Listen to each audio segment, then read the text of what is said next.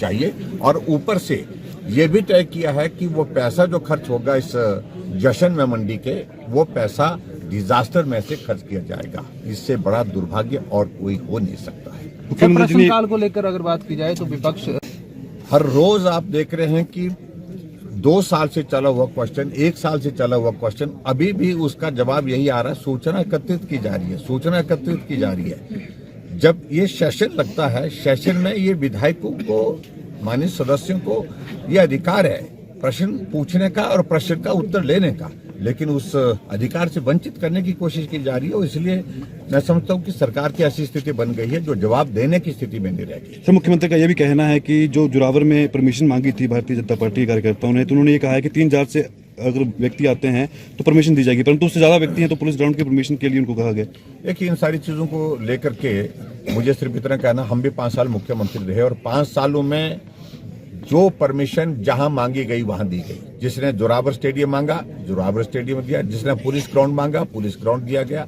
और ऐसे में जानबूझ करके हमारे प्रोग्राम को सैबोटेज करना, उसको डिस्टर्ब करना, इस मंशा के साथ प्रयत्न किया गया सरकार की ओर से।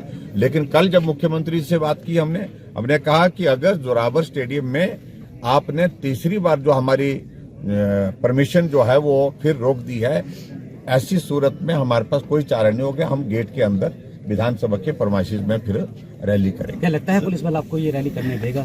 अफरा तफरी का माहौल भी कहीं ना कहीं हमारे पास प्रॉपर परमिशन है सर, अफरा तफरी का माहौल भी बन सकता है कहीं ना कहीं अगर ऐसा हुआ तो। घेराव के लिए आते हैं तो क्या आमना सामना होगा? घेराव के लिए आते हैं अगर विधानसभा के घेराव के लिए? देखिए, हमारा अभी तक इतना ही है कार्यक्रम। वहां पर हम कानून व्यवस्था को सुनिश्चित करने की कोशिश करेंगे, लेकिन सरकार की ओर से प्रोवोकेशन ना हो, सरकार की ओर से अनावश्यक रूप से परेशान न किया। आज धरना करने वाले हैं यहाँ पर, तो आपका उस पे क्या रहेगी कि अगर ये जो सुकू सरकार ने किया ये सही था कि छात्रों को उठा के जेल में डालना, अगर वो उनके खिलाफ जाके प्रदर्शन कर रहे हैं? देखिए, यहाँ सभी ऑर्गेनाइजेशन के लोग पहले से प्रदर्शन करते रहे हैं और प्रदर्शन करना एक लोकतांत्रिक अधिकार है सभी लोगों का। और ऐसे में विद्यार्थी परिषद के कार्यकर्ता अगर यहाँ पर धरना दे रहे हैं, प्रदर्शन कर रहे हैं, उनको अपनी बात कहने का अधिकार होना चाहिए। जेल की सलाखों के पीछे डालने का क्या मतलब बनता है? अगर करेंगे तो सरकार को भुगतना पड़ेगा। जॉब ट्रेनिंग पॉलिसी को लेकर सवाल पूछा गया था और उसमें सरकार कह रही है केवल नाम बदला गया है, जॉब ट्रेनिंग बाकी कॉन्ट्रैक्ट की तरह ही है।